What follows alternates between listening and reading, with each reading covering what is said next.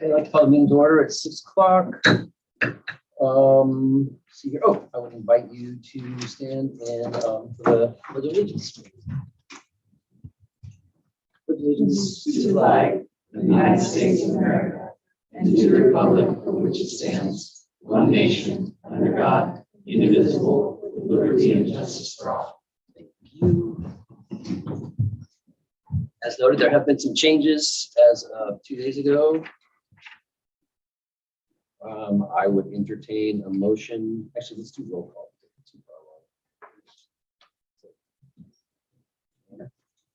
Paul Hendricks, Here. Michael Johnson, Here. Christy McCaskill, Here. Dave Knox, Here. Annie McHale. One. As far as changes to the agenda, I also heard word that Alan will not be able to make it tonight. Too. Okay. So no presentation. Okay. And I would entertain a motion to approve the consent agenda. I'll move to approve the consent. Second. First and second, any comments? All in favor, say aye. Aye. Any remote? I don't see her up there. I think it's just Johanna. I think she's walking in. Yeah, here she is. Ken is remote.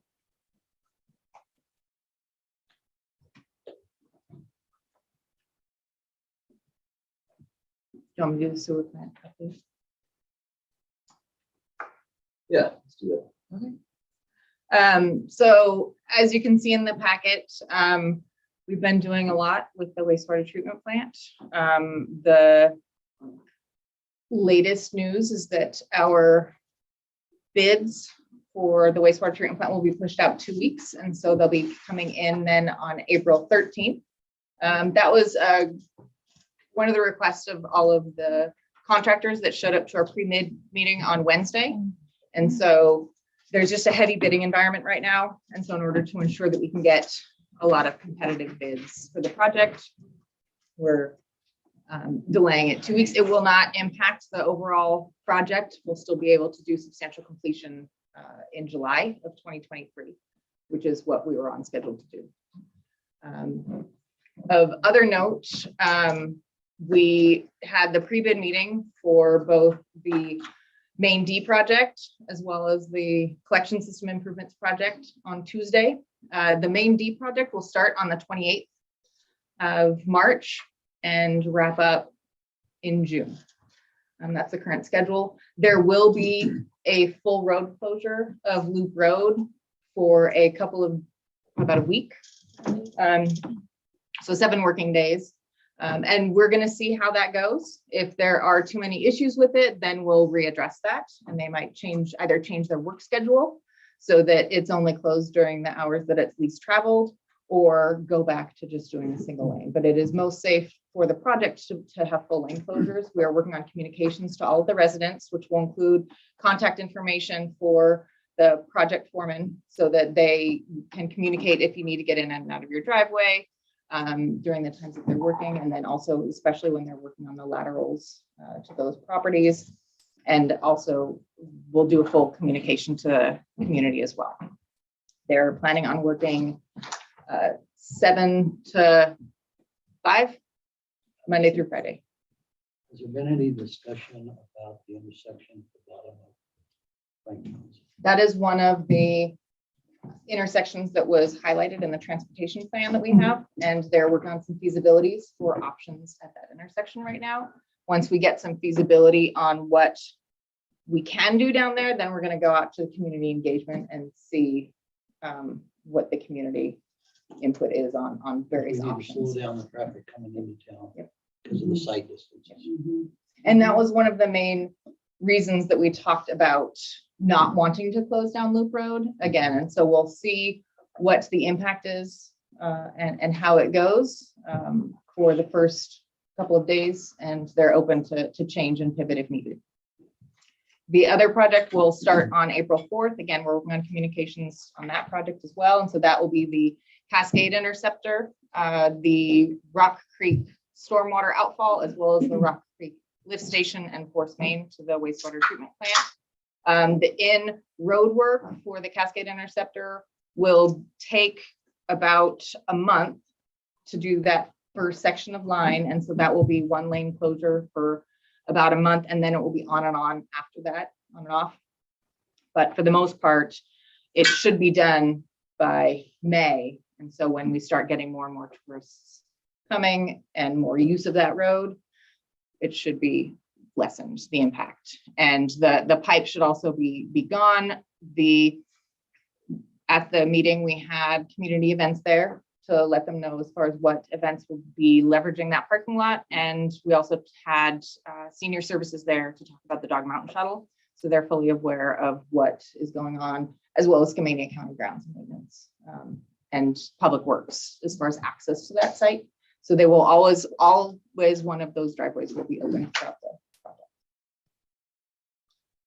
And the other exciting news is that the $2.5 million passed through the federal appropriations that we asked for. And so that's a direct grant in essence. I'm still working on how we get it. And so depending on what the requirements are for leveraging that money, we can either use it for this current project, which we are expecting to be over the engineer's estimate. Some bids are coming in 20% over. We're hoping it's not that much, but if it is, this $2.5 million could cover that. If we can't use it for this project, because we've already gone out to bid, there is a second phase that we need to work on do some digester work. So the language in the appropriations bill was vague enough to where it is for upgrades to the plant to comply with the act. Okay, so we could use it somewhere. Right. And I think that is about all we had a visit from Department of Ecology as well on Tuesday. And so she walked around the plant and it went well. They also talked about clearing up some paperwork, which included clearing up and closing out our administrative order.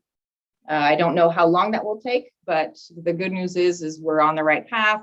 We're moving forward. And so they feel confident enough to take us off of that administrative order, which is great news. Kind of a big deal. Kind of a big deal. Yes. So more to come on that. Now, with that lifted, does that mean that there's no like imminent danger of them putting the moratorium? I wanted to talk to her as well about the moratorium and when we can lift it and everything. I want to see timing of when they would be comfortable for us lifting it and how that would go. More to come. More to come. Yes, Kind of a big deal. it is. So is the $2.5 million. Right. So it's $2.5 million. Oh, yeah, that. By the way, I sent the application in last March. for this. Wow. So it was an easy application process. I'm like, yeah, $2.5 million, great. But the continuing resolutions at the federal level is what has delayed us. So of course, I'm glad we weren't desperate for it because we didn't hold up the project because of it. But glad to have it. Nice. Yep, good work. Okay, so let's circle back to public comments. Is there anyone here that would like to address city council for something that's not already on the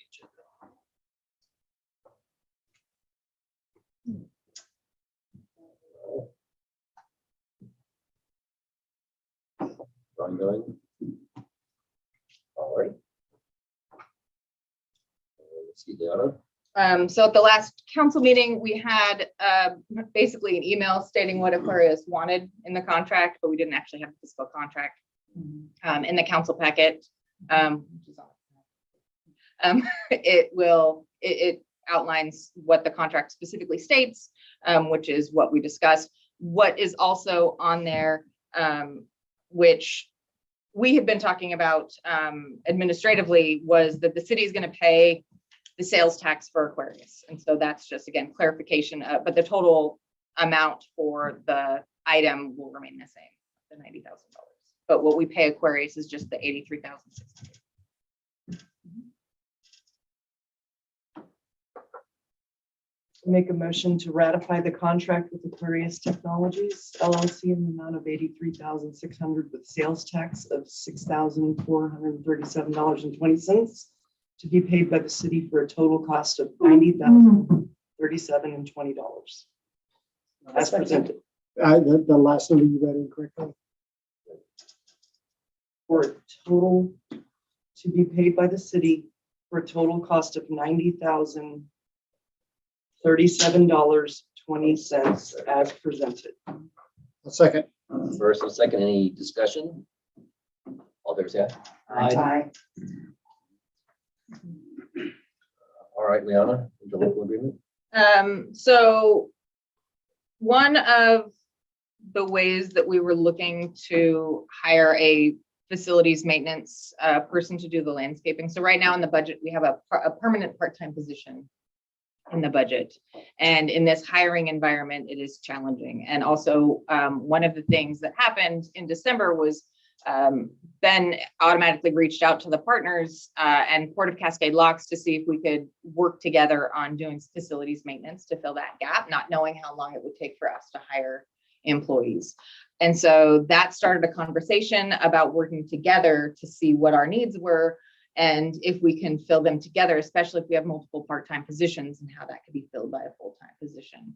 And so the conversations have continued. The Port of Cascade Locks is talking about it tonight, and the Port of Skamania decided to pass on it for this year. And so, but in the discussions, I asked Port of Cascade Locks if they would be interested in 20 hours, basically a part-time person, and then we would have the other 20 hours. And so that's what's up for discussion right now. The agreement will change based on what Port of Cascade Locks decides. Right now, the estimated, the costs that are proposed, I don't have them directly in front of me, but it's a fully burdened rate of, I believe, like $35.87. And right now, Port of Cascade Locks is proposing that the employee just commute to their location and utilize their tools and equipment. I was going to check with our insurance company to see if that would be okay. Otherwise, they would just continue to use our equipment and our vehicles. What's within the reimbursement structure? It would be an hourly rate. So they would fill out a timesheet. And so whatever hours they work over there is what that entity would be billed. Or sorry, what's within $35? Well, it just says to be included in it as an independent attachment. There's no attachment. Right, because we were still discussing and negotiating how that looked, like as far as the vehicles and stuff goes. So I didn't include the attachment. And so I can include that as well, but it's just an hour per hour. And who's tracking all of this? It would be us. Okay, and so are we reimbursing that in some way for that, for taking time to manage this? It's not included in the cost. So there isn't any kind of administrative cost to handle this. Would that be recommended? So part of the way I look at it is this is going to help us hire an employee. And so I feel that the cost to implement that contract is minimal and isn't necessarily worth passing it along. But what about all the, so in paying this employee, so all the payroll costs as well, the payroll management as well?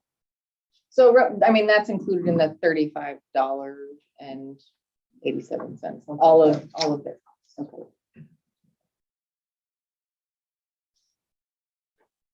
I think it's really out of the box thinking. I like it. Especially because, I mean, everybody's experiencing right now. Yeah. It's a good stopgap. The only thing that concerns me is if they're reporting in Cascade Locks and using the equipment of Cascade Locks, that Stephenson, the task in Stephenson will become kind of, secondary. That, No, just on the days that they work in Cascade Locks.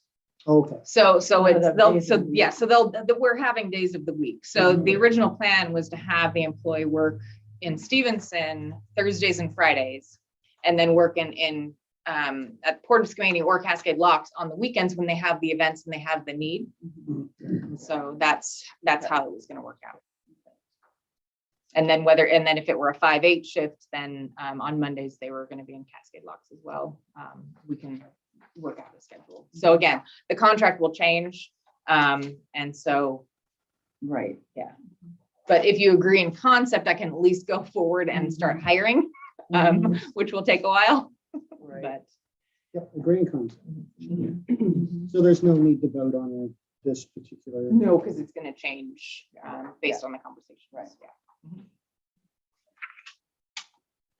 And I'll include the exhibit in the next round as well. Mhm. Yes. So you need a motion. No motion. I think consensus Okay. right now, because like I said, it's gonna be changing, as, Board of Skamania has bowed out. It's a great idea. I consent.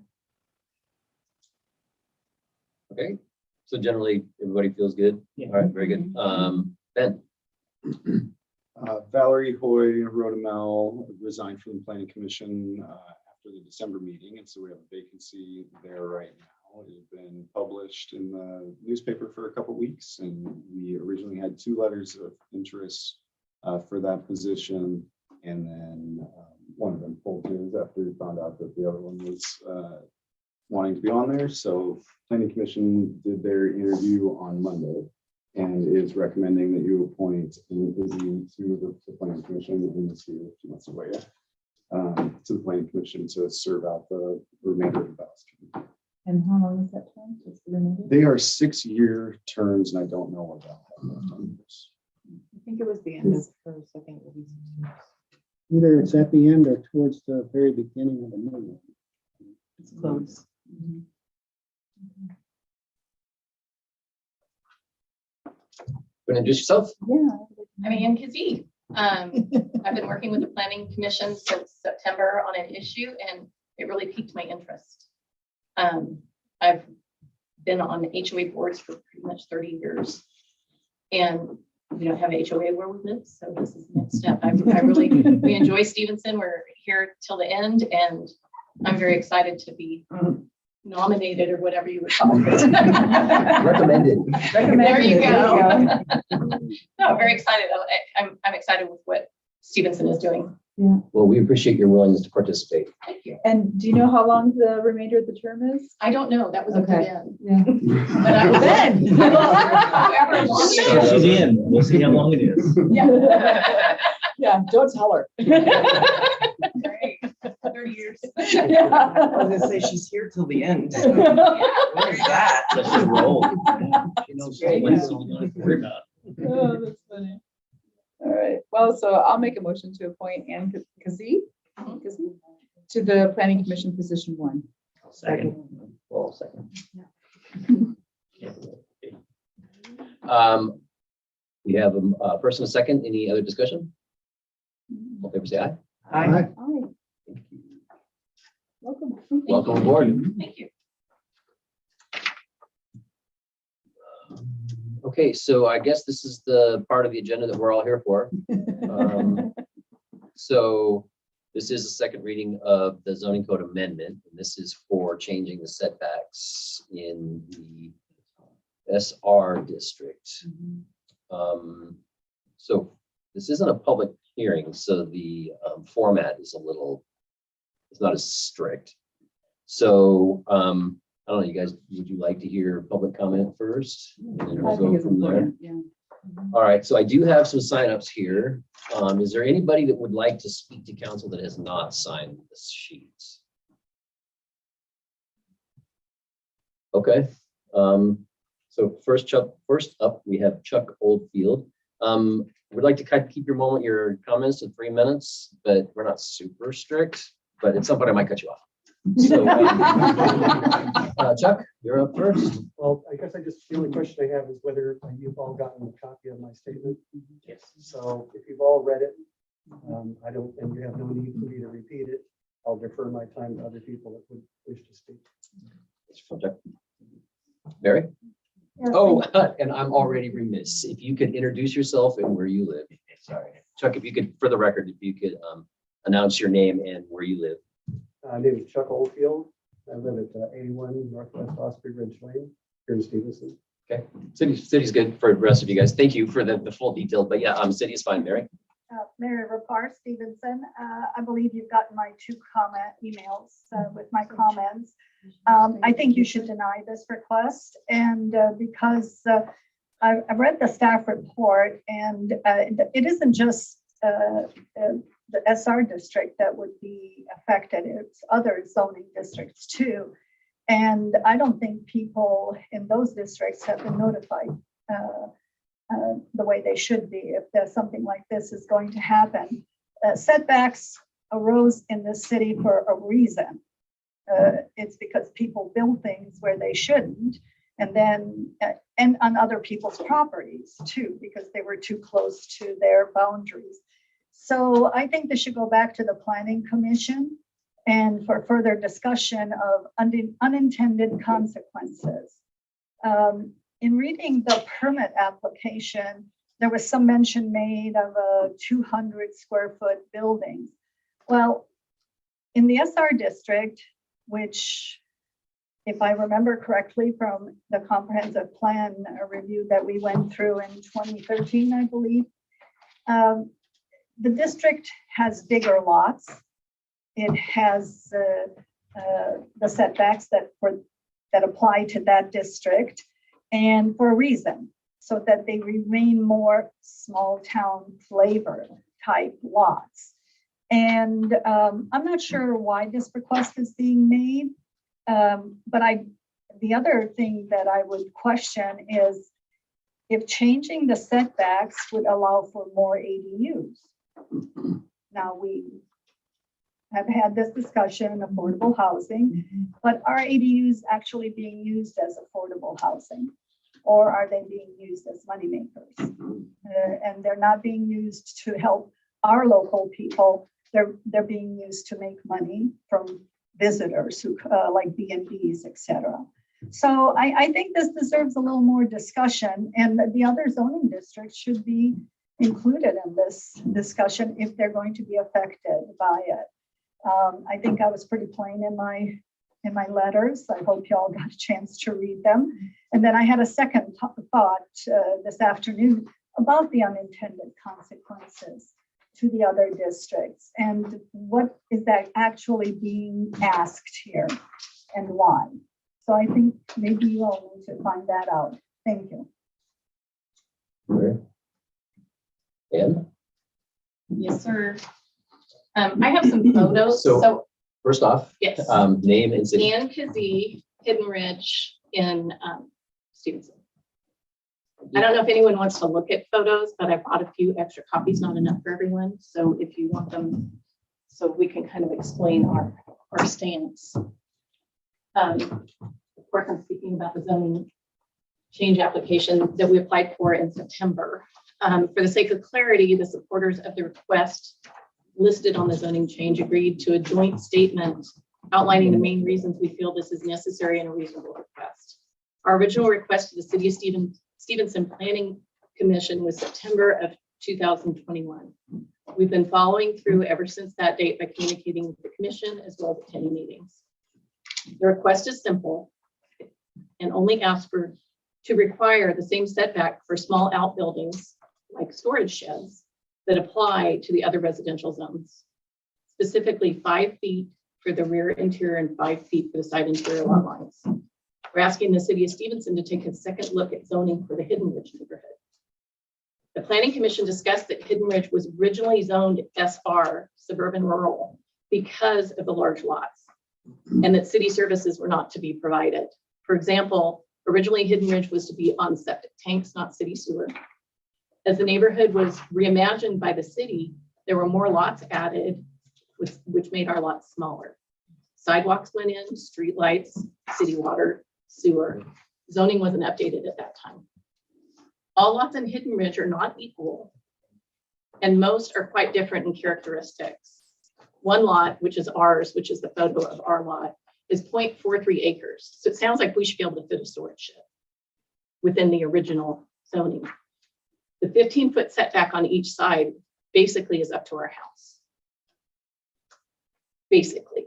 And we're on a steep slope, which you'll see in the pictures in the back. We have 12 feet from the back of our home before we had to build a wall, so we'd have to use the ground. There are a few original large flat lots in the neighborhood, but it's not the norm.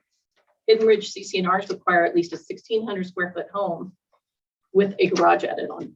The restrictions, that restricts many of the lots for small outbuilding placement and the current setbacks relating to the SR zoning. Under city code zone descriptions, the SR zone is a transitional zone where the service levels are less than urban. We very much live in an urban neighborhood. In contrast, we have all the services within the city limits. We followed the city procedures with the Planning Commission and agree that their decision to update the zoning for our area. We ask that the city council do the same. And I just want to go through photos so you have an idea. This is my shed, which I've been told sheds are an eyesore. I don't see it as an eyesore. I do have an eyesore, which is my garden, which is getting planted right now. We had a 20-foot, we have a lot that the house is like this and the lot went like this. So we had 20 feet so we could fit an 8x10 shed right there. This is the other side of our house, 15 feet from the house to the fence lot line. And then this is the back of our home. If you look at the back, we have a beautiful view because it drops. Can't quite see how it drops until you look at the next picture and you start seeing the staggered fence line. So not usable for a shed to be hauling equipment up, for him to be hauling equipment up. We did put a barbecue pavilion down below because that's something you can walk up and down without having to carry all the heavy equipment. So we did do that within the 15-foot limitation, but our shed is within 5 foot of the home and 7 foot of our lot line, basically. So we just ask for consideration. And we know you guys haven't heard all the stories that you know, everything that Planning Commission has. So we just wanted you guys to have a kind of a different take on it. Good. Katie Simpson, Tammy's gonna speak. very good. Okay. After we became aware that our shed was too close to our rear property line, we talked with the city about the options to bring it into compliance. We could move it, ask for a variance, or apply to change the zoning. Several neighbors were in favor of a change to the zoning due to the limited space on their lots. So we moved forward with that option. Eventually, there were a total of 11 homeowners that signed onto and contributed to the application fee, the $1,500. The minute we realized we had made a mistake, we figured out what we needed to do to fix it. We have chosen one of the options available to us and have followed all the procedures required by the city in regards to this application. We respect that the city has ordinance and codes for a reason. The city also has a process in place to listen to residents and consider if changes need to be made to current restrictions. We thank you for your time and we respect your and we will respect your final decision. And I'm Tammy Broughton and this is Katie Simpson. Thanks. Seen this name somewhere before. Robert Muth. Oh. All right, first time in 12 years I'm on this side. I know, right? Chris McCaskill, thank you for taking my seat. 12 years, I appreciate that. Big respect to Ben and everything he does in planning. And also, this is probably the third time, Mary. I'm going to agree with you, Mary. I've loved the fact that you've shown up here for 13 years and been present at everyone's meeting. My comment is that, yes, there are 11 homeowners, and I think 11 homeowners need a variance. These are not all equal lots. But as now a citizen and not on council, I believe this is something that we looked at in 2013 as part of our comp plan. We talked at that time that the comp plan would be the umbrella and that we would get to eventually, with our limited staff, all the zoning regulations that we need to adjust. I feel really like this is going to be another one of these one-offs that we do as a council that's going to get us a lot of negative commentary. We've been down that road. I can point in the general direction of some other problems that we've had. So I just encourage council, and I think Ben does a great job. Planning Commission, I've always respected every decision planning has made. I think a variance, though, is the better tool here. It's my personal opinion as I'm sorry, Robert News, City of Stephenson. Forgot that, Scott. They are one-off lots. There's no doubt. And you're absolutely right. Her lot drives down into a hole on the backside. I think as council, though, you did have a 2-to-1 vote on this issue with your planning commission. Well, Ann is going to step on. That's fabulous. She might have to recuse herself from that vote, but I think you need to have your full planning commission go back and look at this for 2 reasons. One, be careful doing the one-off zoning regs. It just creates problems. And we've seen that. I think Mary points out in a great fashion that there may be some residual effects, and I didn't really look into those. So that's my comment, being on this side of the horseshoe for the first time. Thank you very much. You owe me a beer. You owe me a beer. Perfect, Mary. I'll buy you a beer. Anybody else like an opportunity to speak? Thank you all very much for coming. Council, thoughts? It's a tough one. It's a tough one. I think whatever we do tonight, we set a precedent. And so it is a very careful decision. And Paul, having had, I don't know if you've had any experience with this in previous years as council member and what that experience might have led to. Is this an issue that's come up before as a council member? Setbacks have come up before, but in particular sheds, I don't recall that. In particular, I was also one of the, I go way back, Mary and I were on the citizens board that wrote the comp plan. And then I was on planning commission for many years, so I've got a little experience in all this stuff. In general, I fall under the flag of it's your land, you do as you please, just in general terms. But also regulations have purpose and meaning and need to happen. I think they should, regulations in general should be minimized and only implemented when necessary. And whenever you don't need to do it, don't do it. And I'm thinking about my little lot. I have a 1/4 acre lot, maybe even less than 1/4 acre, and I have 2 sheds that fall under a different zoning than you do. But I'm trying to think of my life without those sheds. I mean, I like those sheds. I want them. So I don't know. Anyway, so I'll get off my soapbox for a minute and let you guys. So then what were they referencing with regards to cleaning up the zoning?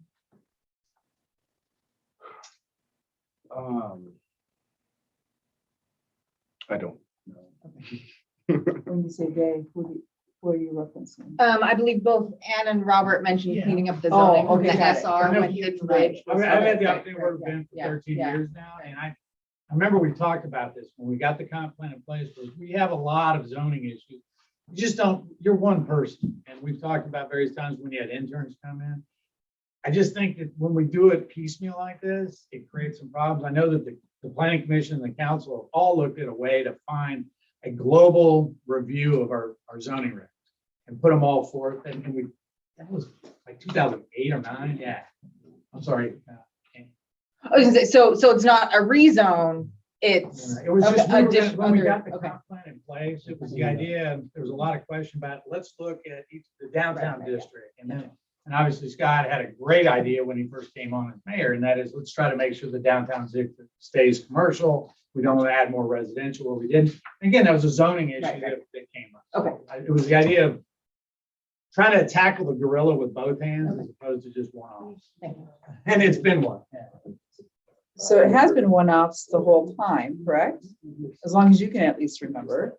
Yeah, exactly. And I don't see your time freeing up where we could do a global. So it is going to continue to be one-off decisions probably until we eventually reach the whole city parameter. So that's another thing to take into consideration is, and then we have to be consistent with those decisions and those one-off decisions. We have to use the same principle and logic and reasoning for each one to be fair to the entire city. I don't know. Yeah, Guys, it's so Real hard. quick, that's why we have the variance option. That way, anybody who has a bad lot can come to you and say, look, this is why we Right. can't put it there. But Right, here's our regulations, and if it doesn't fit, we do grant those variances. right, So there is a Right. tool in the toolbox. right, It's just, instead of using the global, change the zoning. right. Because I think everybody should be entitled. I agree with Paul. I mean, if you need to put it on there, put it on there, and if it doesn't fit in the zoning reg, come in here, pay your fee and get a variance. I think planning is really amenable to that, and therefore it's consistent. So how many people in the audience are residents of this? Okay, how many of you have sheds? Keep your hands up if you still have sheds. And what was the requirement for you to obtain those sheds and put them? Well, wait, maybe next question should be, how many of you have sheds that are not within your 15-foot boundary? Okay, so now we got 1, 2, 3, 4, 5, 6. Well, they're one. But you're one lot. year, so like 3 or 4 then. And so we're making an exception for 3 or 4 people. That's what I'm understanding. Haven't put them in yet. And, but, and not you'd like always. to? Half would of like the, to. half the Yeah. homes have sheds And waiting. that are not in the, That are- right, yeah, everybody in the situation in the neighborhood. Sure. And then you have There Angel were- Heights. There So were it's the only, same. only So my 6 question- houses in that neighborhood and not all of them had sheds before the rest of us moved in. And the planning commission sent out 2 notices to everybody, the 219 or 30 people that would be affected in the SR zone, what was gonna happen. And we had, at different times, we've had people show up from different areas, not necessarily our particular neighborhood, but from the SR zone. And we're in favor. We had one woman, the 2 meetings ago, show up that was not, she wanted to know why we were doing it in the whole SR. Okay, and that was her, and she wanted that information. And then we had many others that live over in Angel Heights who said, what's the problem? You know, it's like that in all the other residential zones have that Yeah. option at the under 200 square feet and under 12 feet tall. So, Yeah. I mean, I don't see how, personally, I don't feel that it's going to affect the other zones. They already have that, so I'm not sure how it hurts them by having the SR also do that. I don't understand that. I mean, and maybe that's an issue that is not addressed in your zoning already, which I see there's a footnote that says all the other, the R1, R2, R3, manufactured depending on certain things, they all have that except for us in the SR zone. So, and some of the property, people do have bigger properties in the SR zone than we do. And there's people that are okay with us changing it in there, even though they're in the SR. And, I mean, this has been discussed. We got the notice that we were bad girls in August, and we took care of it, right away. We tried to figure out and talk to our neighbors and find out if this was something that they all felt that they would really need, and they did. So we all as a group just got together, and there's lots of other people besides those 11 people that didn't pay to help us with this cost, that also signed on, and they would like the change in the SR. And yeah, I understand it's hard to change a whole SR, but we've had all those notices, all this time with the planning commission for people to come in and ask, why do we have to keep beating the dead horse? I mean, this information has been out there for people, and I know of a few people that have said, I understand there's people that are sending in notices saying, or emails saying they're not in favor. Okay, well, I know there's a lot of people that don't live in our neighborhood that have sent in saying, hey, we're in the SR and we're in favor of it. So I don't see how changing that is gonna hurt some of the other zones because it's already in the other zones. Thank you for that. A consideration I have in regards to all this is that, I'm a homeowner too, and it's my responsibility to know what I can and cannot do on my property. And when all of you and I and whoever else here is a homeowner buy our property, we're making a commitment to uphold the zones and the districts and everything else that are in play on our particular pieces of property. And so then you've got a couple of people who decide to put buildings on their property with either knowing it or not knowing it. Doesn't matter, you're still a homeowner, you're responsible for knowing it. And you've got other people who are against that, who are playing by the same rules, and they're abiding those rules. And they want those rules upheld.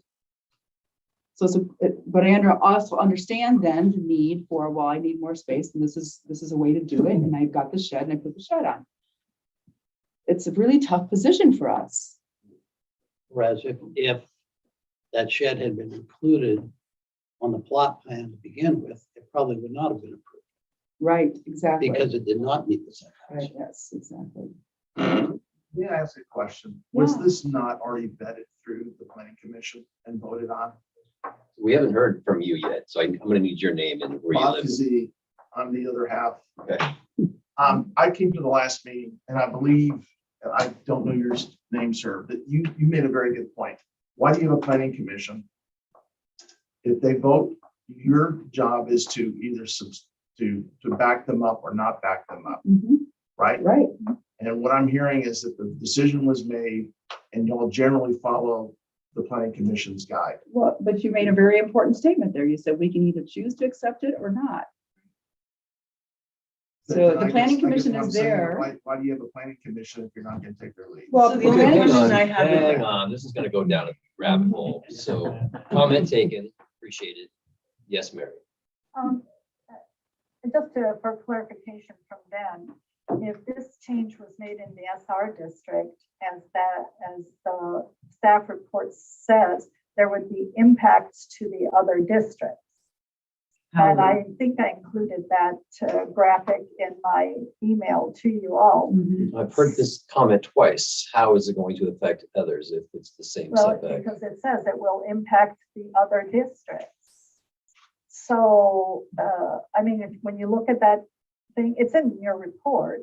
That's where I got the graphic from. The shaded areas are the ones that will be impacted. You're misinterpreting that. So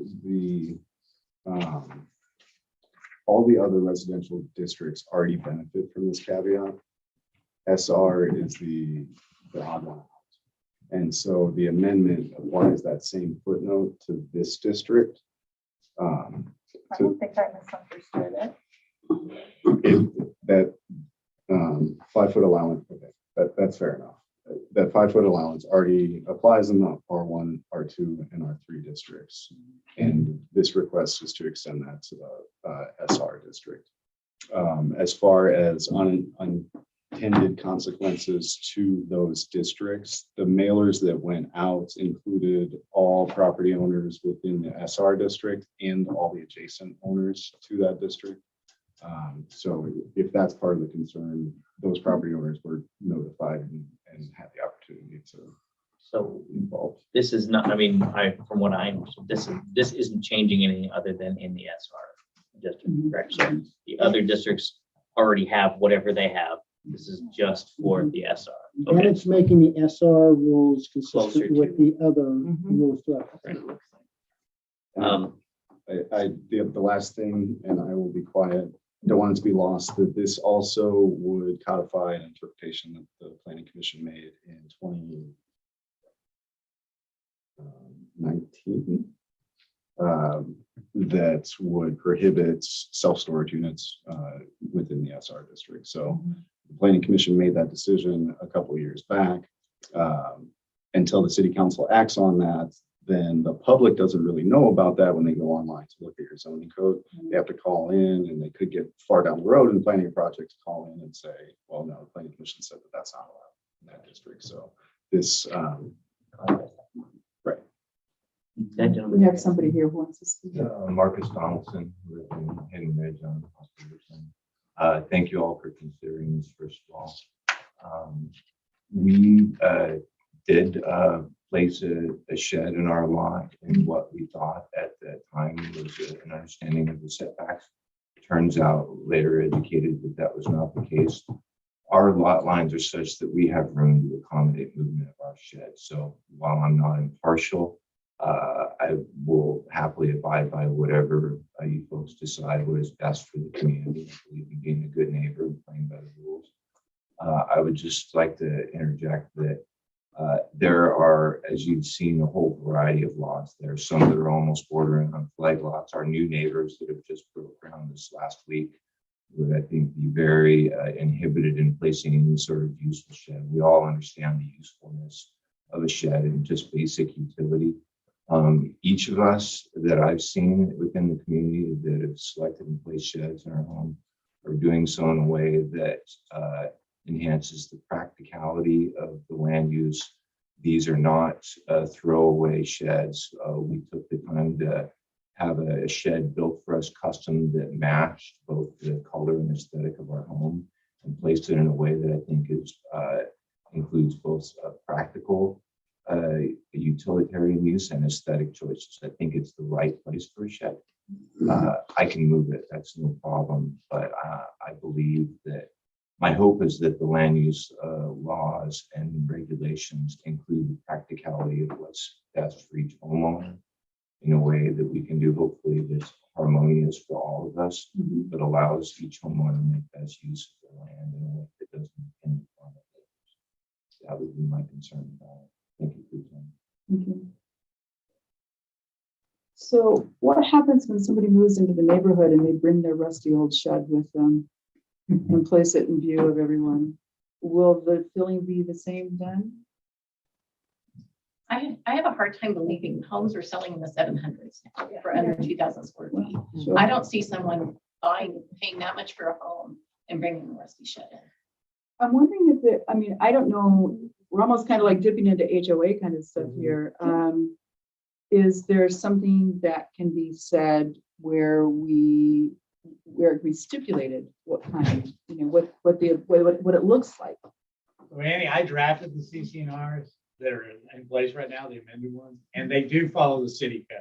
So I made sure that we didn't have a one-off. So, but as a recorded CCNR on any property, any homeowner within that development has the right to enforce the CCNRs as drafted and recorded. And obviously the homeowners can get together.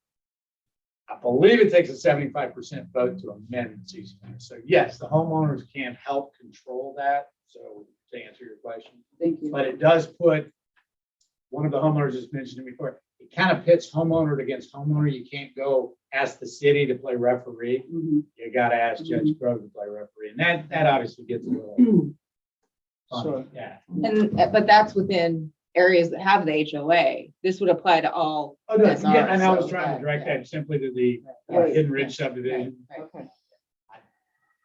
So wait. Angel let me Heights make sure- CCNRs were drafted so long ago, never got amended at all when I lived in this. So I need clarification then. Yeah. Does this CCR apply to Hidden Ridge? Yes. Okay. Well, there are CCNRs that apply to Hidden Ridge. There are CCNRs that apply to Angel Heights. But the one There that are no you- HOAs though in either one Right. of those subdivisions. Right, Yes. Okay, got it. Same thing as Shenandoah's got their own CCNRs as well. Right. So there's a set of rules that govern the development, but we can't, the way these rules are drafted in Ridge, we can't go narrower than what the city says. I draft them intentionally to say, we bless what the city says do. Okay. I haven't heard any reason that this change would affect the other zones. I don't understand what the problem is. Like, it just seems like it's making it okay for them to put a shed on their own That's what property. everybody else has. If you Right. look at that, I did, I just looked at it, that yeah. table 17, whatever, Mhm. it does, those others have the 10 and the 15, I believe, but that would change it to 5 So in are, those zones. are you referring to people that are gonna put their shed on somebody else's property unknowingly or knowingly? No, what I'm saying is that it will change it in other districts, not just in the SR. According to your own table. I don't understand that. Well, that's how I understood it. Okay, that's fine, but. Ben, is that, I don't understand, This, I mean, I understand the chart. I don't understand how it would affect or change the other zones. I'm looking at page 70 of your packet, which is part of the draft ordinance, and note 1 to the table. 5 foot for residential outbuildings that are both 12 feet in height or less and 20 square feet in size or less. That note already exists to that table. If you were to adopt this amendment, it would apply that note to the interior side yard of the SR district and the interior rear yard of the SR district. Where note 1 already applies to the zones in your city, it's the rear yard, interior rear yard of the R1, the R2, the R3, and the MHR that doesn't apply to anything. It doesn't exist on paper. It doesn't apply to the interior side setback because the side setback is already 5 feet. And so this would be unique there, but it just, the distance is the same. Hope that makes sense. I feel like it did. Most of it did. So like we've said before, I mean, we have a planning committee for a reason. They've already voted on it. They voted 2-1. So. And they had multiple times. I guess for me, like we sent it back when we talked about this the first time, we're like, well, we're gonna have another public, open up the public forum. We're gonna have another discussion. The planning commission is gonna vote on this and then they're gonna send it back to us again. And so we didn't touch it. We were like, we'll just hand it off, let them do what they're gonna do, and then we'll discuss it when it's done. And that's what we did Lots of again. engagement. And it was a good, from what I understand, it was a decent amount of public engagement in that conversation. And the planning commission made a choice. And they've now filled that vacancy with someone who probably wouldn't be able to vote in that anyway, but it wouldn't have changed the outcome of the vote had she, it sounds like had she been able to anyway. So for me, it's hard to say, no, I don't agree with it, or go back to public comment again. We're just going around the same tree, I feel like. And maybe I'm wrong. Maybe if someone can correct me, but for me, it feels like we're going around the same thing again if we just kick it back out to the planning commission to have public comment again on an issue that there is no new and different information that's come forward since they talked this last time. I mean, maybe I'm missing something. I've been sitting here being more quiet. Yeah, that's a first. I know. Our zoning regulations are there for a reason. They're set up with the ability of a landowner, if they have extenuating circumstances on their property, there are things in place within those zoning regulations to be able to make adjustments or to take a look at those mitigating circumstances. One of which Robert talked about doing a variance. And did you guys all get a chance to go through the minutes of the planning commission? No, I did not. I didn't either. You guys can go through them? From the special meeting? You mean from You the should have special gone meeting? through From them. the past meeting. Oh, well, yeah, I have, but not the very last one. No, I haven't either. You guys should have gone through them and read them. One of the commissioners, Commissioner Zettler, stated, several responded that they had not been provided any information from their builder upon purchase of the property, talking about homeowners at Hidden Ridge. He suggested variances for individual lots may be more appropriate than a blanket change. It was pointed out that even if CCRs are found and amended or removed, it still leaves the issue of the zoning setbacks to be addressed.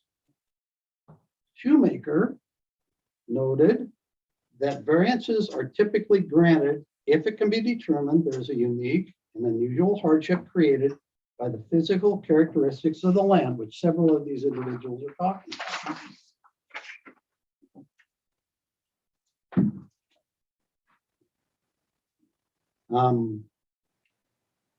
I guess my concern,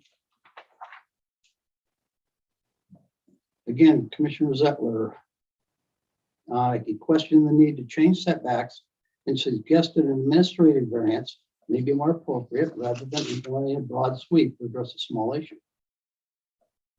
He expressed concerns that lessening the setback may discount the value of the conditions the property owners expected upon purchase.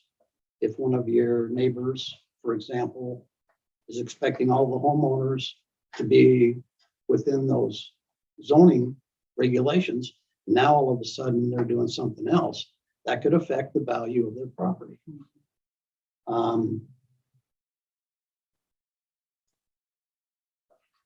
Liberation of property rights, they talked about that. Gets back to, Paul, less is better. I agree with you on that. But one of the things that having just CCRs in place, as Robert has mentioned, pits homeowner to homeowner. Lawsuits are not the answer. And it's actually the city's responsibility to make sure they maintain those ordinances that they put in place. I guess my question would be, why did they build sheds on their property outside of what the ordinance allowed? But I also heard here that that wasn't 100% the case. Some were notified that they did build improperly within the setback, but others were just like, we should take a look and change this. So Yeah. And, right, it sounds like it was a mix of people who haven't built anything yet, but they don't have the room to build it yeah, within. I don't think that 100% of the motivation Right. was to So- fix something that they've done. So that's- then the ordinance allows exceptions. And it says the following exceptions are permitted to the standards of table 1715.050-1. Number one, properties receiving approval to deviate from standards according to SMC 1738. Number two, properties obtaining variance approval in accordance with SMC 1746. And number three, properties receiving modification approval in accordance with SMC 1717. So within the ordinance are plenty of opportunities for the landowner to come forward and say, this is what I want to do. Right, but they also, Sit down, talk about those mitigating circumstances and try to get the variance. right, I think they went over that. There was three options that they had that they could have chosen, and one of those was to ask for variance for their particular house. They went and talked to the people that were living in their neighborhood, some with sheds, some without sheds. And But they had to That's after continue the that. fact. I understand. In They some still had, cases. in some cases, it was after the fact. And they had enough support that they felt that it was, that they would like to see it changed. Some of those people hadn't built anything. They just were in support, some of what was going on. And again, they've all had a chance to talk about it. One of the things they brought up was that this was put into place when they were not on all the city works. It was a different kind of setup when they were first getting this, imagining this area, and then it changed and nothing was updated. And it doesn't match what happens in other parts of the city either. So there is more than one circumstance going on from what I hear. See, the bad part about this is I was on the planning commission when they first started to talk about Angel Heights. That's not and the Hidden bad Ridge. So But then I go back to, they voted to amend the zoning code. Yeah, and if, So, it seems to me like either they could all apply for 25 or 30 variances, or they could just change the code. It might make more sense to just change the code if we're looking at that many variances. If it's just one or two, sure, get the variance, no big deal. But if everybody wants the variance, we might as well change the code. Well, we can't say not everybody. everybody doesn't want the Yeah, variance. not everybody Not does everybody want wants, it. You're it. right. It might be the majority. Can I say something? Introduce yourself first. Terry Friday, resident of Hidden Ridge. If we don't change the code, you will be dealing with this again. Stevenson is growing. Okay, with growth comes change. Nobody's trying to break the rules here. We just want consistency. We feel like we're in a residential neighborhood. So if you do spot variances, you're going to continue to deal with this in the future. I'm a real estate broker. I know how Stevenson is going to grow. It's already growing. So this will be a continued conversation.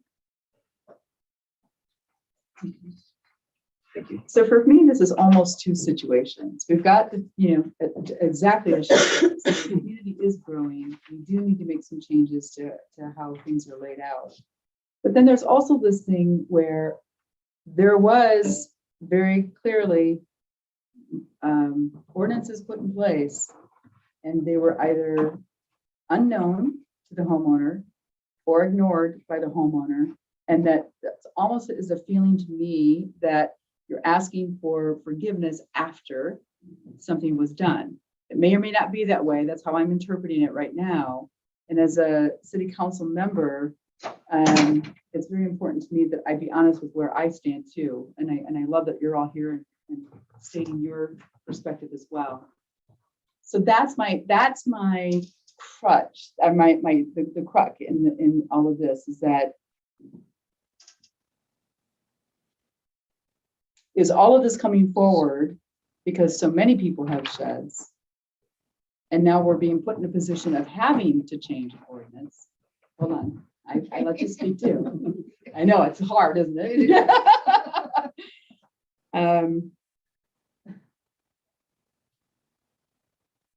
Yeah, I'm still really in that crosshair. I don't know which way to go. So somebody here had their hand up first. Sorry, Steph. Sorry. Katie Simpson from Stephenson, and I just wanted to speak to that because Tammy and I put our shed 5 feet away because we read the table wrong. It was just a simple mistake. Yeah. It's not exactly the clearest table I've ever seen. And we just read it wrong. That's all. We believe in following all the codes and ordinances, but when it was pointed out that we made that mistake, we said, well, we'll move it. Yeah, of course, that's what we'll do. And then we looked around to where to move it. It's like, and it was suggested there was an option to apply to have the zoning changed. And it made sense to us and to several other people we talked to that maybe this restriction should be changed. Maybe it doesn't make sense anymore in the neighborhood. So that's what happened. Thank you. I feel like a lot of attention has been put on, or emphasis is put on, that there might be some attempt to not fix a wrong, to correct the wrong, but to just change the rules so to make it right. And I don't get that feeling that is the motivation for the majority of the people that are putting their name to this idea. Also, if there is a rule and you just find that that rule is not working anymore, there's a mechanism in place to change it. And I feel like we're putting a lot of blame where there isn't any. We do have a mechanism to change. And the fact that this would loosen the restrictions to equal everybody else, that's what I'm hearing as well. I don't get to vote on this, but I do feel like chiming in, this is what I'm hearing. This is not necessarily fixing a wrong. It's just like, let's take a second look at this, another look at this from a different point of view, and realize that it's time to reevaluate the rule. Yeah, let me state too that I'm not saying that this was a wrong trying to be fixed. It's just that as a council member voting on this very big decision, both sides, all of these sides of the equation have to be taken into consideration. Absolutely. Yeah. My name is Chris Berger. I have a lot on Hidden Ridge and we haven't built yet. And our backyard slopes down also. But we're also talking about small sheds, whether they're 5 feet or 15 feet away, really doesn't change the aesthetics of any kind of place. You have a fence that's going to hide the shed, or you can plant bushes or trees. So aesthetically, it's like, it's really not that big a deal, except placing it and being able to use it and have access. So I don't see why it's such a big deal to just change this rule, personally. But at the same time, if it doesn't get changed, we can live, and it's not gonna be that big a deal. And I'm not gonna get into arguments with my neighbors or make them the enemy because of it. So I've heard from just about everyone. Is there anyone else that hasn't spoken that would like to speak up? Because there was a couple people that said, no, thank you, but here we are. So go ahead. Marcia Hamilton, Enrich. I just want to add to the aesthetics is that from a, like what your neighbor do, I think everyone has put a lot of thought into their yards and beautiful homes. And where the neighbors place their shed, I don't think affects us individually, in my opinion. But when you're in your house and you walk outside and your shed is in this really bizarre place and you have all this unusable space around it, it really affects your experience in your own yard. And I think the potential for you to like have a good return on your home should you choose to sell it, if that makes sense with aesthetics. So like I do think it can negatively affect the real estate value if it's literally sitting in the middle of your yard or 2 feet from your house. So just again, the personal aesthetics. Thank you. Oh, go ahead. There is an example of a neighboring community that has a similar structure to our SR. And it's, they have their accessory structures allowed within rear yard, subject to a 5-foot setback as well. So again, it's not uncommon to have that within large lots. It's good to know. Not saying we want to be like everyone else, but just saying that it is Yeah. in other places. And then a lot of times, 'cause I was on planning for a long time too, it's not uncommon to find a regulation that was inherited, whether I've been to conventions where they say it's Xerox planning. So if you had to start with something, if you have a blank piece of paper, start with something. Maybe that something had not an error, but it doesn't make a lot of sense. Every once in a while that pops up and we need to be able to recognize that. So this might be one of those moments that you had to start with something and now it doesn't appear to make as much sense as it has in the past. So, okay, I want to try to find a way to move this along. Has everybody had a chance in the audience to speak? Well, I take that back. Everyone has had a chance to speak. Is anyone that hasn't spoken, would they like to speak now? Are you sure you can't vote? No, but he can veto. That's a rule that I can't. Just saying, we've been down that road, Scott. Watch your veto. So loud when he sits in the I know, audience. right? Isn't he? I know. Like, Get that guy out of here. Okay, now you're bartering on peanut gallery. Yes, go ahead. Name and city. My name is Sherry Busby and I live on Red Hawk Court and Kitty Ridge. I think the basis of this is just give us a little bit more leeway about where we can place these. It's been said that we have spent a lot of money and we have spent a lot of money. We also just had all the landscaping put in. My husband and I are 75 years old. And this is our final house. We have lived in Skamania County, just on the west end. So it's not like we're newcomers to Skamania County or Stephenson. We pay a lot of taxes up there. And I think all we're asking for is to give us a little bit of flexibility on where we put a shed in our yard. That's it. The sheds are beautiful. We have spent a lot of money. I'm not going to put a crappy tin looking thing in my yard. We have yet to put one in because of this going on, which I guess I find it so hard with the scheme of things in our life that this has become so controversial about putting a garden shed in a yard. So I think we're just asking for a little bit more flexibility on placement. That's it. Thank you. Anyone else?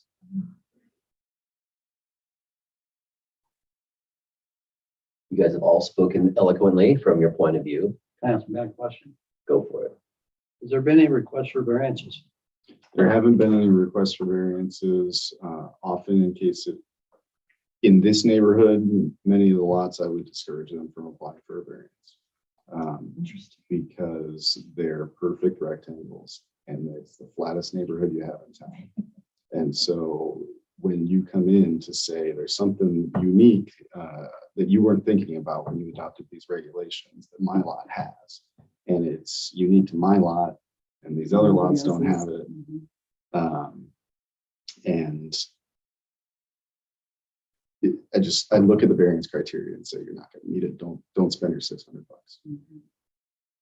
And so that's the discussion that we had, and they went this process to apply for the zone change to cover the area.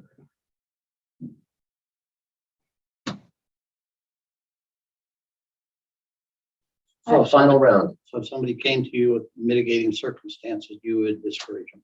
Not mitigating circumstances, like the one that Ann described is very different than what Katie and Tammy brought in.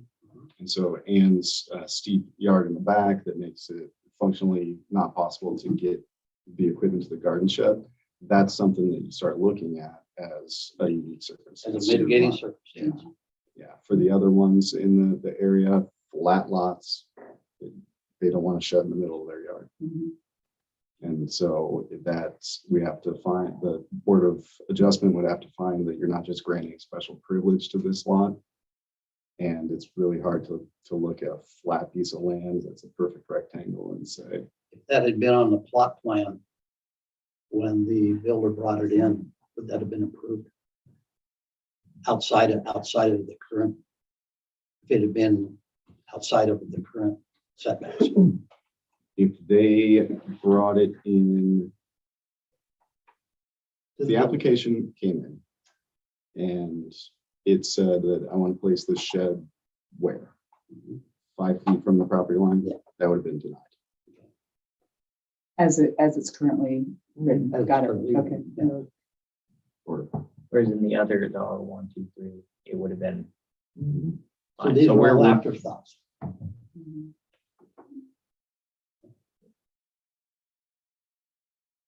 Or using the tools that are available to change. We are all here as a community asking for a collective variance. There you go. Mark the song. It's my heart. All right, final rounds. Council, final rounds. Anybody have any other thoughts before one of you is brave enough to make a motion? Oh my goodness. Well, I do want to say thank you all for coming here. It's really, really important to get your input. It's much better to see you in person and to speak your voice rather than reading your letter, because that's sometimes how it's difficult to understand the tone that's there. So thanks for taking the time to be here with us tonight. Secondly, I want to say that, all of these considerations are very important for council members to investigate all possibilities of these issues. So while it seems like one or two of us might have been giving you some flack, it's because we're doing our jobs. It's easy for you to sit in that seat there and say, well, this is what I want, and it just seems like a no-brainer. But we've got the rest of the city to answer to when we make these decisions. So I hope you all come back every month and just talk about all the topics that are on our agenda. That would be fantastic. But it's exciting. I mean, $2.5 million. Come on. What do we gotta do?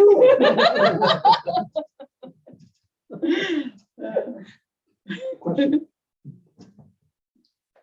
So are all of Hidden Ridge and all of Angel Heights and everybody else that want this change, when the MHR district comes in, says we want to do the same thing that Hidden Ridge and Angel Heights and everybody else did. We want the same setbacks. You folks going to be coming in and beating on the bandwagon for them as well, because larger you need to community. understand what that entails too. Yeah, So- what the decision we make tonight impacts the whole entire city. That's right. So Mary, you're absolutely correct. So this, This decision that's made tonight will affect the other districts. so, and this change to the SR impacts both SRs, correct? Equally. any property that carries that. as a- Yes. Okay. There's two, yes, Yeah, on the map. yeah, there's it's two split. SRs in Correct, town. that's- Just change the There's MHR two. There is. Huh? While we're at it, let's just change the MHR two and then we won't have to do this again. Well, they didn't write If that it's up that yet. easy. How long are you planning on being here today? I'm just saying. I We're mean, here because wanna we get want to rain be on it. here. We're doing it, and we're here to do it right, not see Yeah. through it. And What's HMR2? Mobile home residential. And to be clear, the motion as written changes their setbacks to match the setbacks of all the others. Of all the other residents, of all the other R1, R2, R3. Our districts. but mobile home people do not. Agreed, this will open the door for them to say, you did it for them, can we do it? But whether you can say blanketly that it just affects everyone, I think that's. It gives them, it may Gives them the embolden people to try and make a change, A much better word.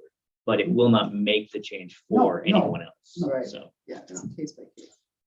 And what would be wrong with that? Nothing. I'm not, no, Nothing. I'm not. Okay, Nothing. motion to approve ordinance 2022-1180, amending the Stephenson zoning code, SMC Title 17, relaxing the restrictions on the siting of small accessory structures and prohibiting self-storage units in the SR suburban residential district. Second. First and a second. I have to ask you, any further? No discussion. All in favor, say aye. Wait a minute. Wait a minute. Paul. Aye. Aye. Aye. Nay. Aye. Motion carries. Thank you all very much. For Thank coming. you. Thank you. I would like For to everything you guys second did. what Alex said. Thank you. Thank you. This is the first meeting back after all the madness. It's great to see all of your naked faces. So thanks for coming. And we always encourage you to stick around. We do, but you don't have to. Thanks, guys. See you, Robert. Got a heckler in the audience. I know we did. All right. Is this, could we finally put this to bed tonight? Really? Yeah, man. Yeah. We were talking about this when I was on planet. Really? Yeah. Wow. Holy Toledo. This has We'll been, let the room clear first. and you've been talking about this every meeting I've seen. It's been like literally, I this just was on wanted my to- second try to run. This has been in every meeting. Thank you all for what you Thanks for do. coming. It's been the best birthday thing. Happy birthday. Happy birthday. The rest of the meeting will go. Oh, yeah. Well, Thank you, guys.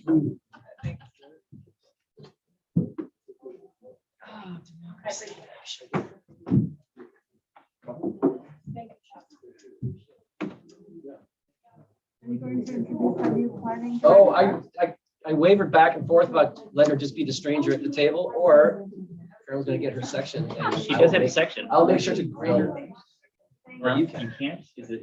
Oh, you can, yeah. I've known Carolyn for a couple of days. She may not remember me, but my aunt was your babysitter. That's the beauty of small towns, is Kathleen. there's always babysitter talk. Who was your aunt? Kathleen. Hargadine. Oh, My aunt. Jackie. Aunt Kat. Let's get this going. Waiting on Annie. So, yeah. I've known Carolyn for a while. All right. Waiting on Annie. Oh, she was gonna brave the masses.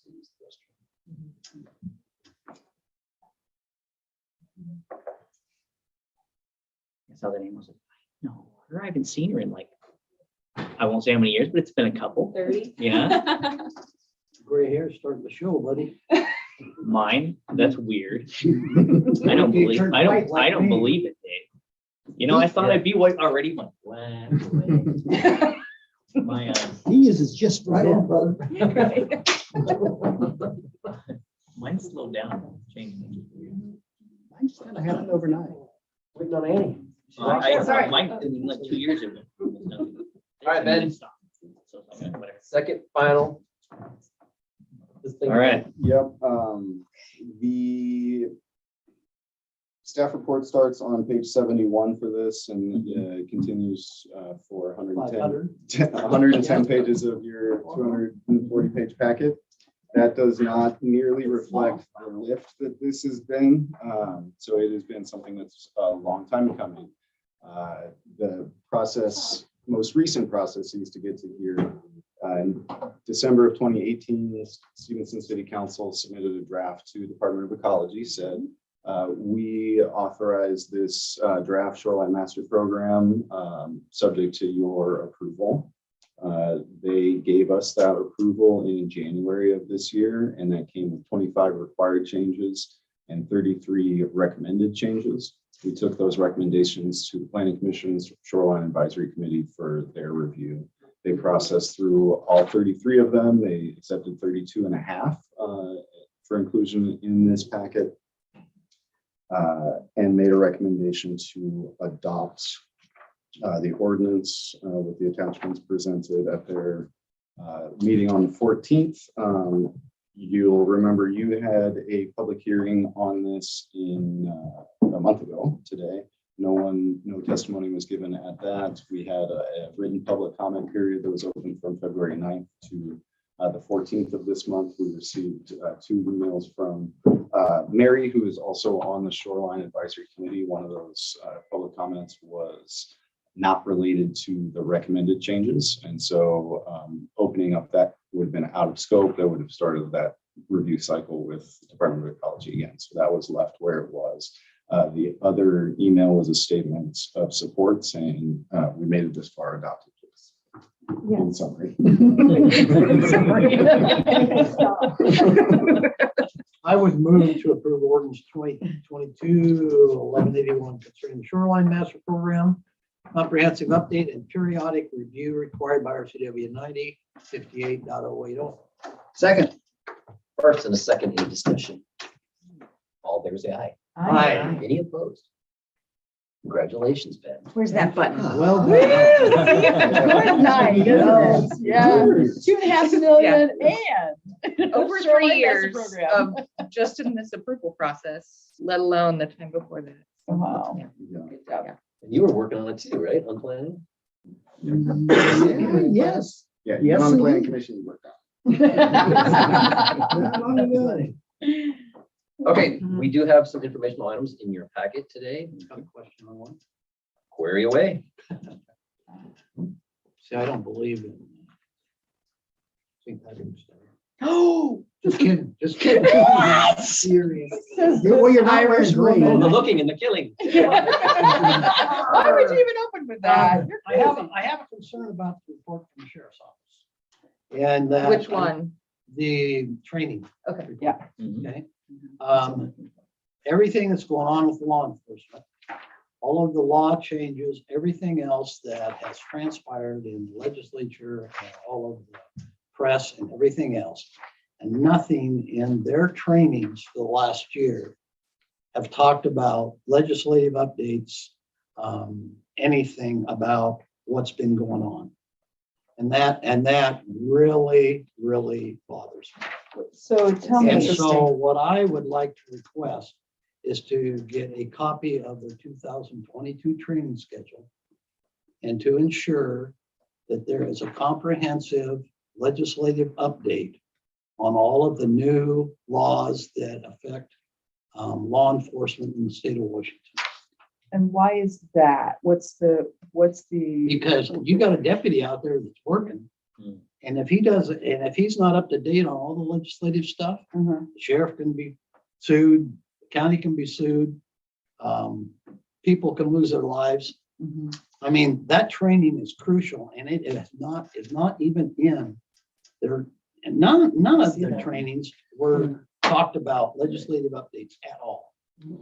And that should be required by the sheriff's office. And it was prior to 2015. I can ask for clarification. So I think the language, as far as what we asked for, was the training that they provided, not training what was offered to the employees to attend. Not separate trainings. I'm talking about in-house legislative update trainings that were required through the prosecutor's office or the sheriff's office. In 2021 or for 2022? Do you know when it was supposed to?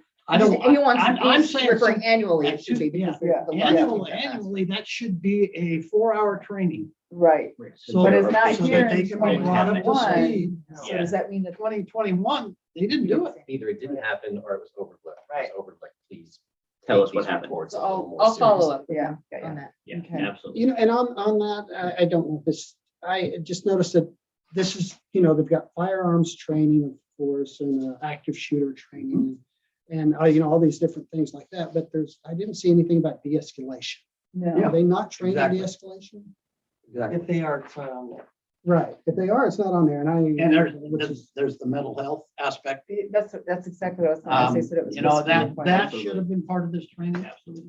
So what we are getting as Diversity a report training. of what they're being trained on versus It's either what incomplete they're actually or doing may be different. But right now, reading this face value, this doesn't cut it for the contract. I agree completely. right, absolutely. Yeah, and our whole That's why- point in speaking with. Who's that? Hat? Yeah. Sheriff's gonna kill them. Is that Was sheriff's? because they were stating that sheriffs were now being required to attend diversity and equity training and That's what. we sexual were told. harassment, all those. Right, that's what I'm things. saying. This might not be a comprehensive Yeah, that's what we want. We list of, want- no, we I know, want a I comprehensive understand that. List Yeah. of what Yeah. they trained on. Yeah. I don't want boilerplate. And I think, Wonderful and I stuff. thought that Pat understood that when I made the request, but maybe it's been a while. He might have forgotten exactly. Well, and what I this is, requested. but again, this is all training that was provided in-house, Right. not necessarily training that was provided by the insurance company or by other associations But or. that's all in-house. Well, yeah, and so the whole point of that. I would not see that as in-house. I see in-house as one of the officers teaching a training on something. No, So no, that's how I no, see no. in-house. They bring guest people in Facilitators. to facilitate All the of the training. training. You bet. Or You they bet. send officers to Or training. send a training. Right, yes, right. send an But I officer see, to but I see, again, I guess the way I interpret that would not be as. Yeah. Not the way I interpret So it. just clarification. okay. Yeah. And the whole point of the conversation was based around the diversity issue. And so, and he said that they had to attend diversity training and there's nothing in here about that. Lots of green. Yeah, hopefully this list is just, that. Yeah, and he might have just forgot the request because it was 8 months ago or so that we had that last conversation. So he very well could have forgotten. Well, if you notice too, his, over here, and he says, what was it? Community County Sheriff's Office monthly report for February 2022, and the report on quote, training provided to include hours of training and title of training, end quote, for 2021 as outlined in the agreement are presented. Yeah. That's how I worded it. Yeah, but maybe he needs to take maybe he But needs to that's take a the copy wor- of the agreement. Maybe he didn't That's see the that. verbiage, that's the verbiage in the in the contract. And that is, and if that's the case, they're sorely undertrained. Yeah, I'm glad you brought that up because I was going to too. You could have waited for me and then you would have been off the hook. That's okay. That's okay. I voted nay tonight too, so it You don't matter. did, right? You're on a roll. All right. More robust training report. All right, I'm going to go out of order. I would like to introduce Carol Zurich. She is our new Public Works Director. We had our managers meeting on Monday morning and we were just doing the nothing to report. I'm like, So we did a deep dive on everything we're working on and we're working on a lot. So, And she still showed up. she's just smiling. So, this is your opportunity to tell us who you are, where you're from, how your background is. I'm from here. Hi. Yeah, born and raised. Carson, I probably know each of you one-off, if not much more intimately. But yeah, I moved away for college, got my civil engineering degree at Santa Clara, worked in the private sector, lived in Hawaii for a couple of years, did some traveling around the world. You missed out on the joke. What joke? The tiny horses. Oh, yeah, I worked at a miniature horse farm, small horses, not a farm. Yes. Yeah, I did that in Hawaii and then moved into the public sector. So I'm coming from Federal Highways Administration in Vancouver. I have a 3-year-old daughter, a great partner. We're moving back to Carson so I can raise her here because I really love the community that I grew up in, and I'm excited to be on the city, working with the city and to give back. Cool. So We're super Welcome, excited. fantastic, nice, good job, nice. Anybody have any questions for the grilling? No, I'll wait Questions another for the month. grilling?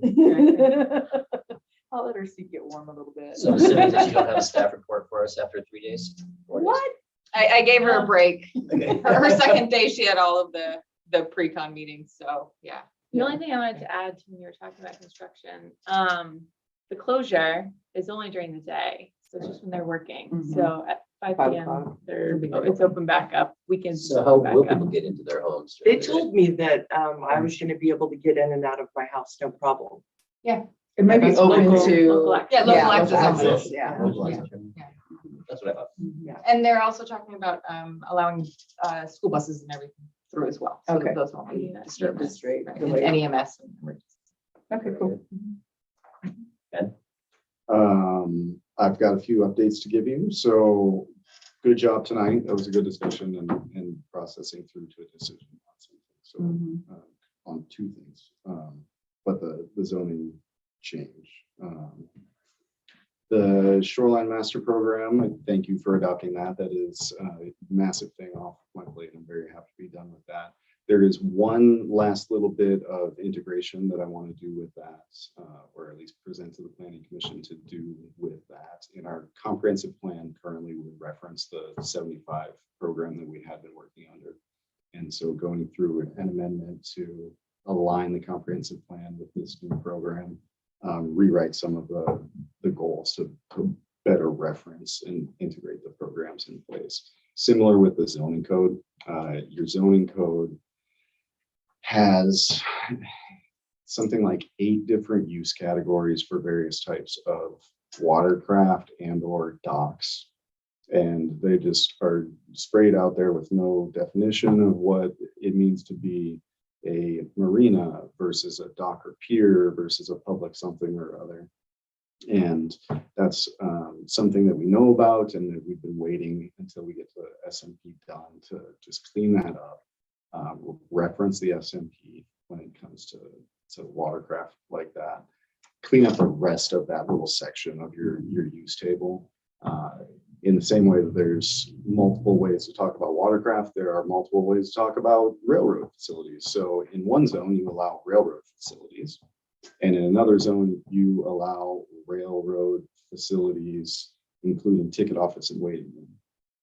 Don't know why they're different. They're just different, and they always have been. So trying to clean that up, provide one description, tighten up those use tables a little bit. We'll present that to the Planning Commission to see what they think about that and try to do that in fairly short order to make those changes. The other thing that we'll present to them for their review is in the public use and recreation district. I think it's a 25-foot front yard setback that's required for buildings in that district. The street side setback is 10 feet.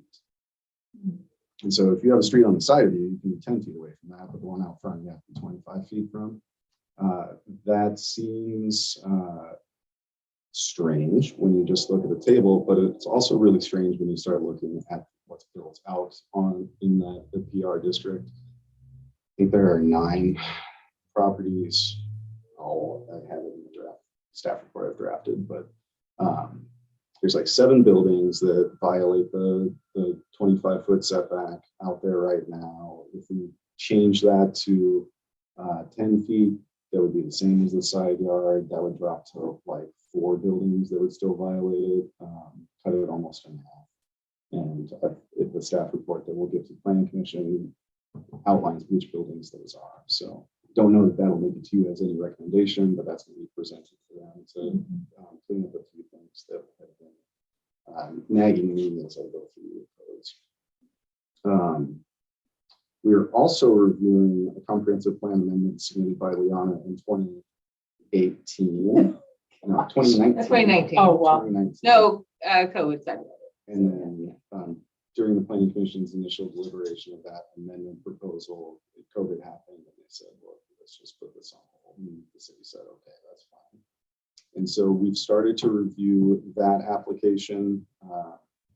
Noted that it essentially occurs in 18 places. Planning commission started looking at those and said, yeah, for the public works draft, we're good with these green things. For the public release draft, we are really happy to have that woman in purple join us to tell us about these other components. So we'll go through that at their next meeting. And then the red dots up there are some changes that they want to see. Red mark we do. I'll submit a budget. And so they're processing through that. I anticipate that they'll be able to process to a public release draft in after their April meeting, send it out for public notice and have additional discussions on that. So it's not coming to you guys in April, but hopefully the first half of this year. That'll happen because I don't want it to be like the SMP working on it forever. Development review is up right now. Applications coming in, pre-application discussions are coming in.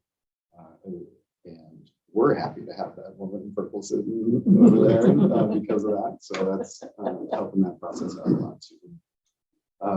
We just filled the planning commission vacancy tonight. The last meeting was also Mike Beck's last meeting. And so we'll have another vacancy to fill. The notice for that will go out over the next 2 weeks and hope to get an interested candidate for that. So tell people if you know them and think they'd be interested or good or even just willing to come to Have a heartbeat. those meetings. Who's on it now? Jeff Breckel is the chair. August Zettler is the vice chair. Davey Ray is the third commissioner. Ann Kazee joins as the fourth. We have One opening now. It's good coverage as far as in the city out there. Jeff is in the R1 district, August is in the R2, Dave is in R3, and Anne's in SR. So, That's awesome. That a is nice. downtown business owner or resident would be a great person to have join them too. Anybody. Sorry, I'm the vice president for the Boundary Review Board Association this year. I'm planning our conference here in our community, actually. So I'm not giving that up. Sorry. Yeah, we waited too long. I want to bring some money, heads and beds. There you go. That's all that I have this time. Yeah. So with the boundary review board mentioned, thank you for reminding me, Dave Bennett submitted his resignation. So we'll need to appoint someone else to the boundary review board. So we'll have to do that solicitation as well. Kind of saw that one coming, but just didn't know how long it would take. Right, exactly. But there was no requirement for residency, so that we could find. So anyway, at least no continual. So with the pushback of the contract, let's see, of the bid acceptance for wastewater treatment plant, we may need to hold a special meeting after the week after the council meeting in April, just in case they can't get the contract documents in time so that we can keep that project moving. There's a lot of variety as far as how long it will take to get all the paperwork in line and to accept the bids and to declare the bid award. So like I said, just keep in mind, it shouldn't be a very long meeting. But right, yes, should be super quick. But just letting you know that there's a potential for that if we can't get it in on the 21st. And Russell's sidewalk, I don't know if anyone's seen the cone that's been out there. So there, Something By the doing work post today. office? Yeah, by the Yeah. post office. Yeah, okay, got it. What is- Yeah. What do they use for ice? Salt. Because that's what it looks like is salt damage. It is, but the reason why it deteriorated so much is it could have been they used too much water when finishing the concrete, or there could have been a bad batch of concrete. It's hard to say. It deteriorated salt there. is I mean, the salt was all over. Right, right. It was like Everything else is 8. fine. Right. And so for a quick fix, until the weather turns so we can actually do the full panel repair, we're just gonna put just a temporary. You put epoxy on it? No, we're gonna No, probably do like it- mortar or something. We're just gonna put a cone on it. Grout, thank you. Yeah, they put like Just to throw it on it it looked for a like couple of quickcrete. months. I mean, Yeah, yeah. It's already done. They did Oh, that today. perfect, sweet. Oh, they did do it I today? told No, him yesterday, he's like, wait till it gets sunny, okay. No, I walk up and down there. And Perfect, they, okay. they were done. The guy So- finished and hopped in his truck as I was coming up this Awesome. afternoon. So there might be a little bit of bump, but the sign's gone.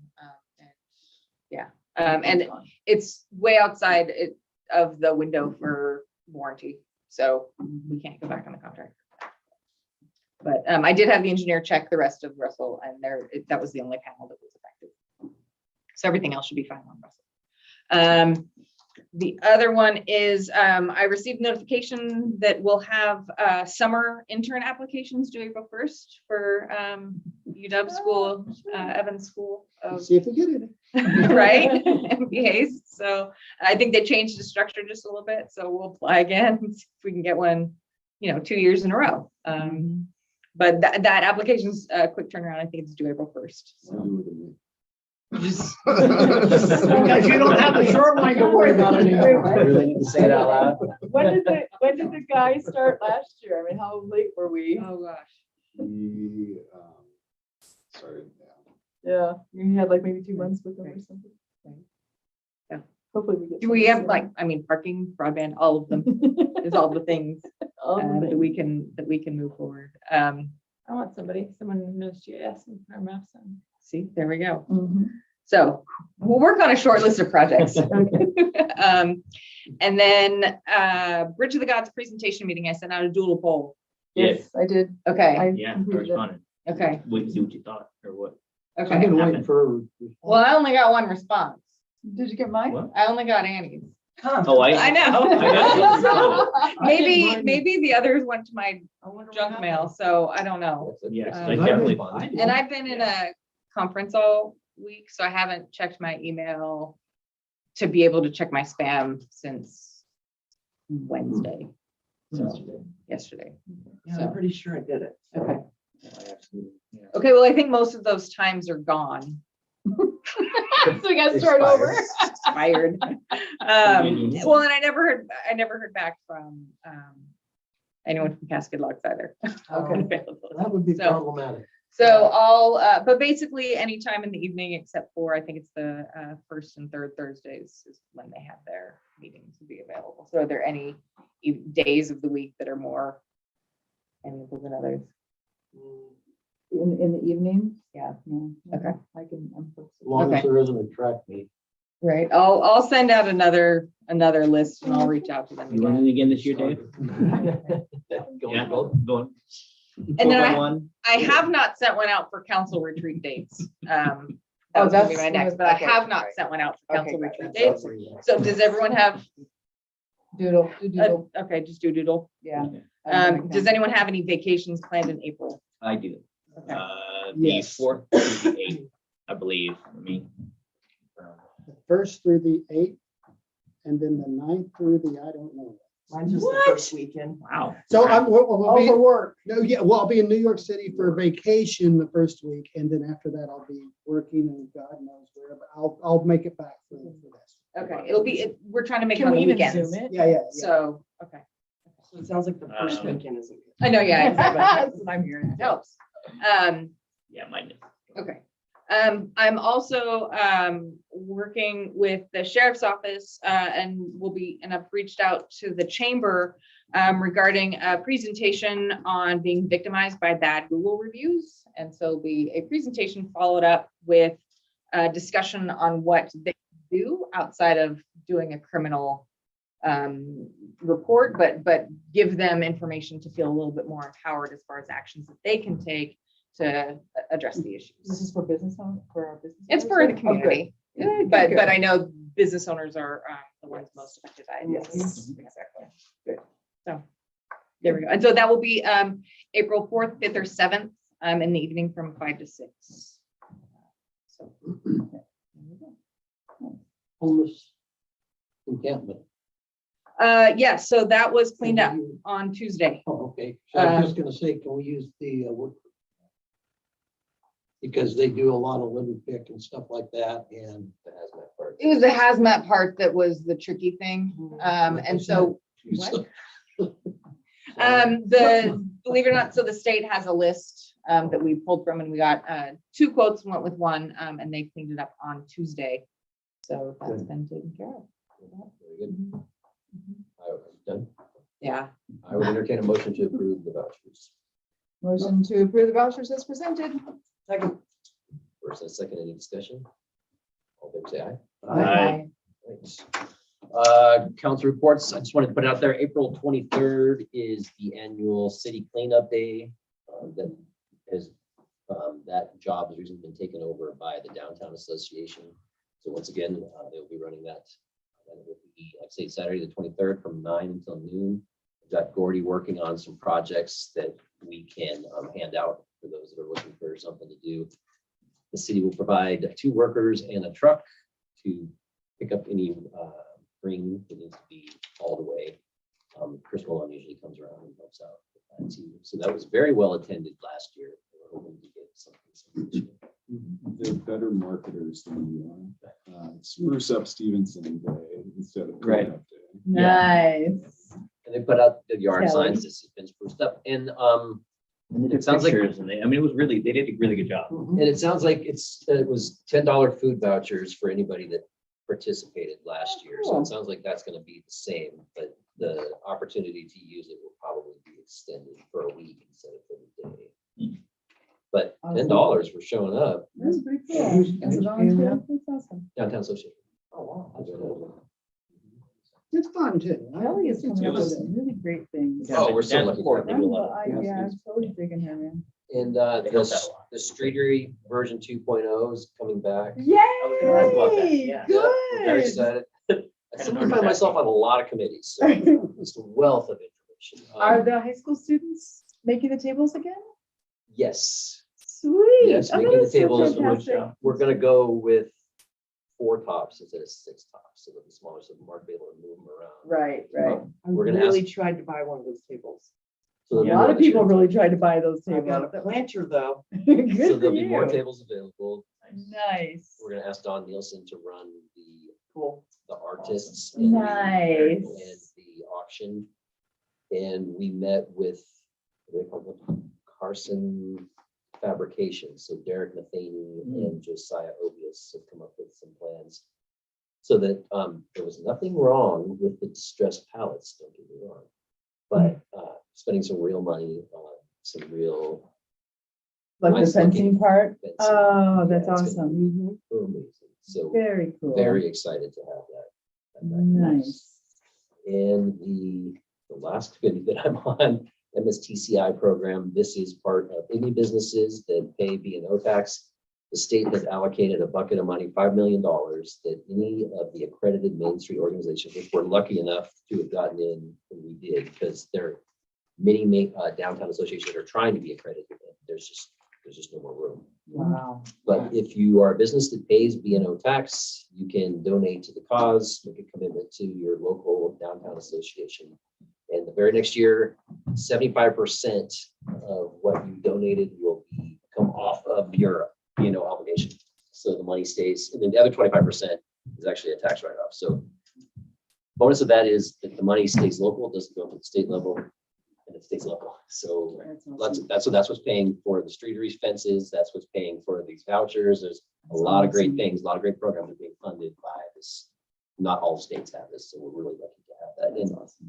And all organizations, regardless of the size of their town, the first go around are get as much of this money as you can. And if you don't get all of that money, then it's a free for all. And then that's where the big cities really win, because they have an army of people to do it. But Last year, we were a little over $150,000. Our portion is $189,000. So we're hoping to get our full slice of the pie. That's mine. Anybody else have a report? I had an interesting conversation with Commissioner Hamlin today about the orange water, Foster Creek, and They did let us know that they were going to. Do tell. they, we talked about it, and he said he was going to go back and talk to the other commissioners. And then about 20 minutes later, I got a call from Tim Kelsey. He said that he is very apprehensive about putting any money into this because if they do any testing, the county isn't sure if there are going to be somebody there that has sprayed pesticides or has done something else to the water table and then they would be chasing that down in order trying to figure it out, putting all that money into it. And he basically said that this is iron bacteria. And he has sent me an email with some information on it, iron bacteria. But we've tested, and Didn't that's we what get it an said it email had in there. from the Iron board bacteria. saying that they had put together a budget and they were going to. And That's what I thought that's too. what Bob had told me when he called me. So they changed their mind. I Eight and a half I hours. don't know where they are at this point after my conversation with Tim. It didn't sound like Tim was willing to move forward with it. So they've reached out to us to see if they can use our account to get a volume discount on their testing with BSK. So This week. is this week. I think it's Wednesday. Okay, well, I'm just telling you, this was a conversation. So that I they're had today. still moving forward Today? with testing from. Yeah, today, what this I- afternoon. Okay. Oh, So They were moving forward till this afternoon. That was quick. I don't know where they are at with. it. I think we should follow up with that. Yeah. They did send us a letter. Yeah. And So, so whose I don't- decision is it? Tim's or the commissioners? The commissioners. Right. So I guess contact the commissioner's Yeah. office and ask them what the What's final latest? outcome is. Yeah. Because the indication that I got from Tim, gut feeling was that he was not in favor of it at all. So, Because it's potentially going to open up a Pandora's box kind of thing for and him. they're gonna have to chase it down. Well, I could And- see where he would think that, somebody sprayed pesticide on the side. Well, we Yeah. got that in there, but. But he said that the, all the federal agencies we've been working with and on and on and on. And I asked him about the boreholes up at the lodge, and I said, do you have that data from the boreholes for the methane gas and the pollutants and everything? He says, well, no, that's all with Skamania Lodge, but I guess I could get it. So I don't know. I don't know where they're at. It's better to know than not. Right, exactly. Mhm. Yeah. If we open a Pandora's box, we open a Pandora's And box. then it It's needs gotta to be opened. Yeah. It's gotta be open. Is there still money in that brownfield stuff that Gabe had? Gabe Simpson? No? So we could go again for one. No, they wouldn't be eligible for that because they would have been included. Yeah. Anyway, thank you. Anybody else? Okay. I want to ask again about when we're going to put this diversity training back on our calendar since we're That was the other thing. free of COVID. So the retreat dates and then community meeting. We also need to schedule a meeting for the utility services. Outside city limits. All right. That's all I got. So wait, do you want that in the spring before school gets out? For DEI? If we can, but the spring is right around the corner. I mean, we're getting close. Might have to be fall again, but I guess it depends on. Well, I mean, April, May. I can Yeah. check with the consultants. to see Yeah, what see their what schedule is. they're available. While we're talking about extra meetings, the planning commission didn't request one yet, but they're interested in the idea of having some kind of joint meeting with the city council. For potentially housing affordability, so you're all pulling the same direction on that. But it was just kicked around, so they haven't requested anything, but that's the Gosh, would that be better before or after our retreat? It's been a while since we've had a joint meeting. I was so Yeah. excited when we did that. It's been a few years. Yeah. And it's great to come up with some priorities and talk about them at the same time, Mhm. instead of this, you know, well, you meet on Monday, we meet on Thursday. Right. So, you know, we got the PUD came out of that. PUD, road diet, dimensional flexibility. So would it be better to meet with them before our retreat or after? Would anybody have any? We'll try to get one of their Input? members to the retreat Okay, again, okay, so there's at least that connection. okay. That's good. And then probably after, I guess, 'cause then we'll have our priorities. Right. Oh, what are you frowning for? You woke him up. The last time we did a joint meeting was awesome and put together it was a really well facilitated exercise that we did. And who is the facilitator, Ben? What I'm trying to say with that is it took a lot of ramp up to get to the joint meeting. So Yeah, please yeah. don't rush. Okay, after the retreat. Got it. All right, anything, I think we've already kicked the can around about what we'd like to see at the next meeting. Let's get a green on.